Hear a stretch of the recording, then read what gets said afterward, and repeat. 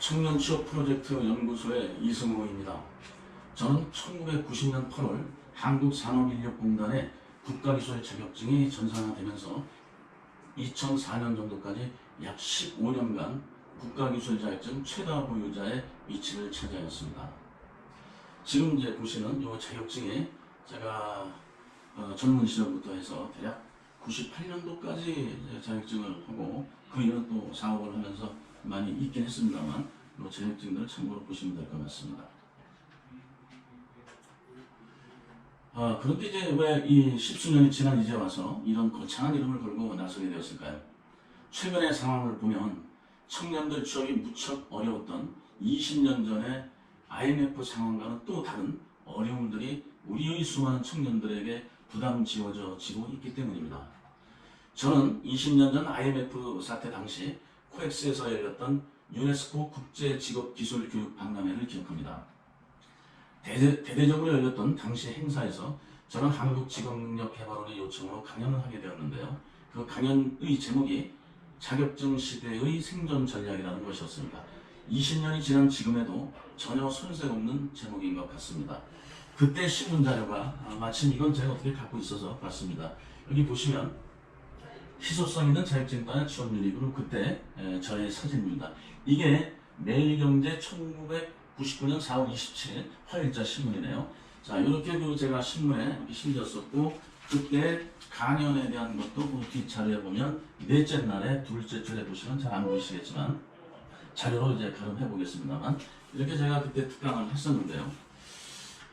어찌하였거나 그때나 지금이나 취업에 어려움을 겪는 청년들을 위해 내가 조금이라도 보탬이 될 수 있다면 지금이 적기라고 생각했습니다. 그때 자료를 이제 보면 자세한 자격증 시대 생존 전략이라고 해서 아마 지금도 인터넷에 많이 돌아다니고 있는 것 같습니다. 저는 앞으로 청년들의 취업을 위한 멘토가 되고자 합니다. 40년 가까이 한 길을 걸어온 제가 청년들을 취업시켜온 노하우를 바탕으로 또 최근 몇 년간은 일본 취업에 역점을 두면서 쌓아왔던 취업 진로를 상세하게 알려드리고자 합니다.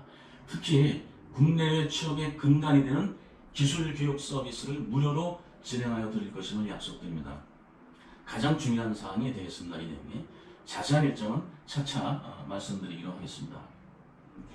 그런데 네가 누군데 그렇게 거창하게 시작하려 하느냐라고 하는 분들이 많이 계실 거라 생각됩니다. 그래서 오늘은 첫날이고 해서 제가 이번 시간에는 연구소장의 이름을 건 저부터 간략히 소개하도록 하겠습니다.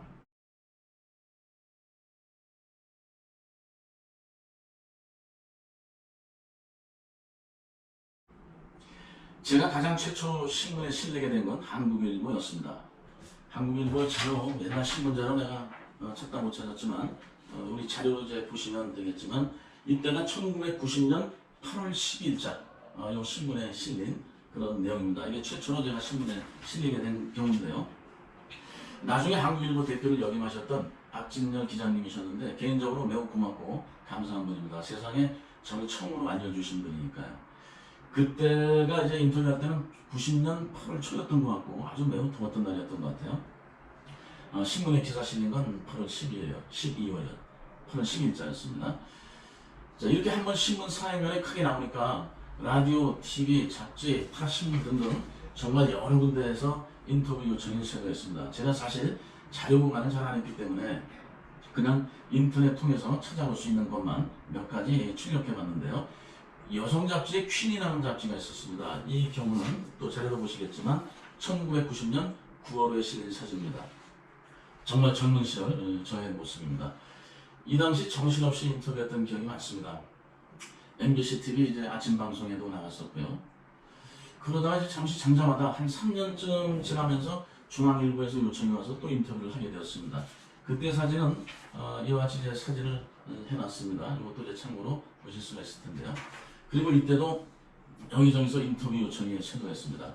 그 중에 기억나는 것 중에 월간 신동아 4월호에도 실렸었는데요. 특히 기억나는 이유가 고졸 등 학력에 관계없이 각 분야 리더를 수록한 특집 기사였는데 나중에 대통령이 되신 노무현 전 대통령, 정치인 김상현 의원 등이 계셨고 저는 이제 비록 뒷장이었지만 함께 실렸던 그런 기억도 있습니다. 그리고 재밌었던 것은 어떤 분이 제가 있는 사무실로 전화를 해서 신문기사 잘 보고 있다. 반드시 바로 따라잡겠다. 라고 결의에 차서 얘기하셨던 그런 분도 계셨는데요. 저는 그때 그렇게 하시라고 이제 쿨하게 대답했던 그런 기억도 있습니다. 이 당시가 1993년도였습니다. 그리고 이제 세월이 쭉 흘러서 IMF가 터졌죠. 1998년 1월 전후에서도 우리나라 최다 국가기술 자격증 보유자는 이승우 저로서 변함이 없었습니다. 이때는 저도 모르게 방송이나 신문에도 저 이름이 많이 오르내리고 있었던 것 같습니다.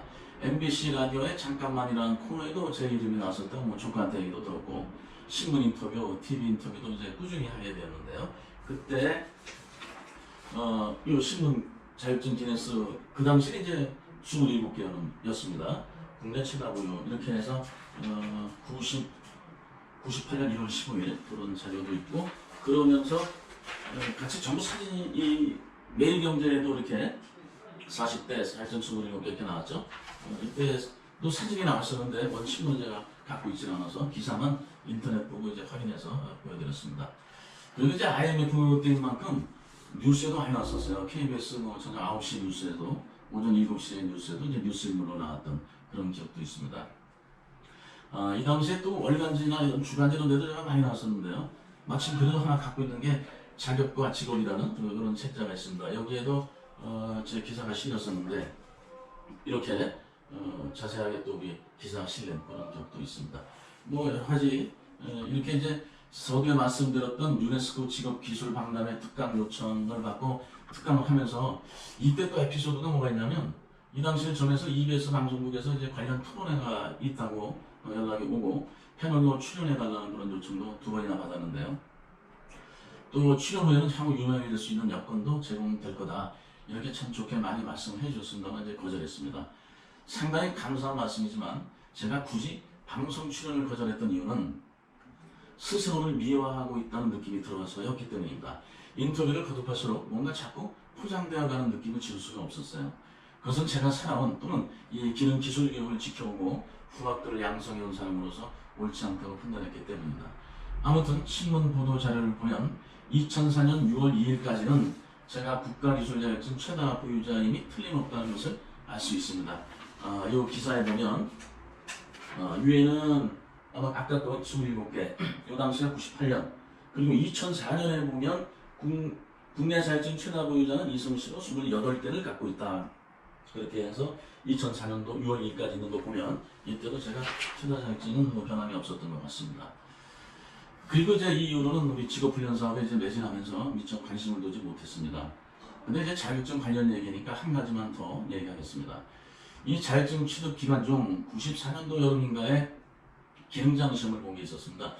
이 당시에는 기술사와 더불어 기능장 최고 득점자 이름이 이제 신문에 실렸었는데요. 16회 기능장 최종 발표 전전날이었는데 아마 토요일 오전이었던 것 같아요. 아니 늦잠을 자고 있었나? 어쨌든 낮잠을 자고 있었나? 하여튼 잠을 자고 있는데 동아일보라고 전화가 온 겁니다. 그 기자분은 이승우 씨가 이제 전국 최고 득점자라고 이제 얘기해 주는 것이었어요. 비몽사몽간에 이제 기분 좋은 얘기를 들었던 그 순간 방바닥에 이불 속에 누워서 전화 받았던 그런 기억도 아주 생생히 납니다. 원래 발표는 그 다다음 날 월요일이었던 것으로 기억을 합니다. 발표 전에 최고의 얘기를 들었던 것이죠. 이 자료를 보시겠지만 그때 요건 이제 그 동아일보 들어가서 캡처해서 받아온 것입니다. 그때 이게 조그맣게 실렸었고 자료에 보시겠지만 최고 기술기능장 161명, 그 중에서 100점 만점에 88점을 받은 이승우 씨, 그때 36이었네요. 가 차지했다. 이렇게 자료에 나와 있습니다. 자, 이렇게 뭐 전국 1위도 해봤습니다. 뭐 다른 제 사업으로서도 전국 1위는 몇 번 했습니다. 우리나라 대한민국에. 그건 나중에 차차 말씀드리도록 하고, 장황했지만 이제 앞으로 우리 유튜브를 책임지게 될 저의 소개를 우선 하였습니다. 자, 그런데 이제 가끔 묻는 분들이 국가기술자격증 그 당시 이제 28개 최다 보유자였죠. 국가기술자격증만 얘기하는 거지, 예를 들어서 어떤 분이 다른 자격증도 많이 있습니다. 여기 보면 유비쿼터스 CT 전문가라는 자격증, 정보통신이라는 자격증, 하다못해 직업능력, 이거 보이면 안 되지. 직업능력 이 교사에 대한 자격증도 굉장히 많습니다. 이렇게 따지면 뭐 운전면허까지도 하고 그러면 엄청나게 많겠죠. 그래서 그런 건 전부 빼고 순수한 국가기술 자격증만 최다 보유자라는 거. 아 참고로 아까 그 기능장 최고 수석했을 때 옛날에는 이렇게 그 기능장 자격증이 이렇게 나왔었어요. 요즘 아마 이렇게 안 나오죠? 네, 이렇게도 나왔었습니다. 참고로 이제 보여드렸고요. 아 이제 그만큼 저는 사회적 책임감을 가지고 운영할 수 있는 사람이라는 것을 얘기하고 싶었습니다. 이제 첫 유튜브의 소개를 마치면서 우리 청년 취업 프로젝트 연구소의 방향에 대해서 정리해드리겠습니다. 우선 제가 유튜브를 하게 된 동기 한두 개 정도를 좀 더 추가하겠습니다. 그 이유와 제가 공무원 생활을 잠깐 하다가 이쪽으로 오게 된 동기 이런 것도 잠깐 말씀드리도록 하고요. 그리고 본격적으로 해외 특히 일본이 요즘 가장 핫하죠. 일본 취업 정보를 제공하고 또 국내 취업 정보에 대한 어떤 기술력을 쌓아야 될 것인가. 또 특히 가장 역점을 둘 것은 국내 취업을 위한 무료 기술교육 제공이 있습니다. 우선은 건축 설계 분야, 기계 설계 분야를 좀 더 제공해 드리려고 하고 있습니다. 이러한 것을 우선 과제로 삼고 자세하고 구체적인 내용들은 차차 진행하면서 알려드리도록 하겠습니다. 많은 격려 부탁드립니다. 감사합니다.